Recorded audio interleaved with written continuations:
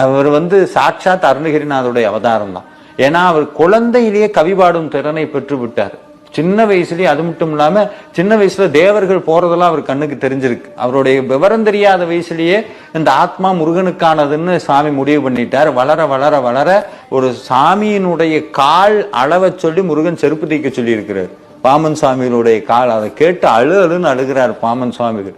அப்போ எந்த அளவுக்கு அவர் முருகன் மேல ஈடுபட்டு இருக்கிறார். அது மட்டும் இல்லாம ஒரு கட்டத்துக்கு மேல அவர்னால இந்த உடம்புங்கிறத எல்லையா நினைக்க ஆரம்பிச்சிட்டா. இதை விட்டுட்டு போய் அவன்கிட்ட கலக்கணும் அப்படிங்கிற எல்லை அளவுக்கு போனங்காட்டி தான் அவர் என்ன பண்றார், அதுக்காக சாமி நம்மளை படைக்கல, முருக பக்தியில் இருக்கவங்களுக்கு வழிகாட்டணுங்கிறதுக்காக தான் இந்த ஆத்மாவை படைச்சிருக்காருன்னு தெரிஞ்சதுக்கு அப்புறம் தான் சண்முக கவசம், குமாரஸ்தவம், வேட்குளவி வேட்கை, இது மாதிரி எண்ணற்ற மந்திரங்களை அவர் மூலமாக முருகப்பெருமான் இந்த மண்ணிற்கு கொடுத்தார்.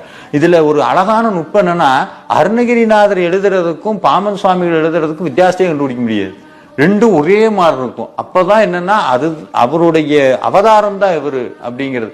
அது மட்டும் இல்லாம பாமன் சுவாமிகள் முருகப்பெருமான் கர்மவினையினால நம்ம முருகப்பெருமான்கிட்ட சேர முடியலைனாலும் பாமன் சுவாமிகளோட ரெக்கமெண்டேஷன் தான் தானா போய் சேர்ந்துடலாம். உண்மையாலுமே ஏன்னா சாமி சொல்றாரு, என்னை தள்ளி விட்டாலும் என்னை நம்பி வந்தவங்களை தள்ளி விட்டுறாதன்னு கேட்பார்.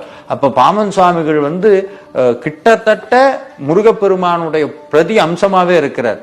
குரு அருள் இல்லையே திரு அருள் இல்லைன்னு சொல்றோம். பாமன் சுவாமிகள் இன்னைக்கு பல பேர்த்துக்கு வழிகாட்டியா இருக்கிறார். என்னுடைய அனுபவமே நிறைய இருக்கு. திருவான்மையூர்ல நம்மளுடைய தனியார் தொலைக்காட்சியில தமிழ் பேச்சங்கள் மூச்ச நிகழ்ச்சிக்கு போறதுக்கு எபிசோடுக்கு போறதுக்கு முன்னாடி திருவான்மையூருக்கு போறேன். போனிட்டு பாமன் சாமியில வழிபட்டுட்டு சுத்திட்டு வரேன். அங்க ஒரு அம்மா உட்காந்துட்டு எதையோ கேட்டு வந்தா நடக்கும் அது பாட்டுக்கு அந்த அம்மா சொல்லுச்சு.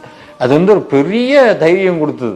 அதெல்லாம் அதுக்கப்புறம் சமீபத்துல ஏதோ ஒரு விஷயத்துக்காக ஷூட்டிங்காக தான் அடையாருக்கு முடிச்சுட்டு அவ்வளவு தூரம் பாமன் சாமி பார்க்காம அது வரைக்கும் போனதில்லை. போகணும்னு நினைக்கிறோம். போய் ஆட்டோல ஏற போறேன். அந்த ஆட்டோக்காரர் உள்ள பாமன் சுவாமிகளோட படம் இருக்கு, பாமன் சுவாமிகளோட பாடு ஓடிக்கிட்டு இருக்கு. அவர் சொல்றாரு, இப்பதான் போகணும்னு நினைச்சா வந்துட்டீங்களான்னு கேட்கிறாரு.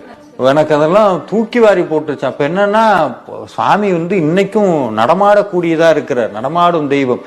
எவ்வளவு அற்புதங்கள்.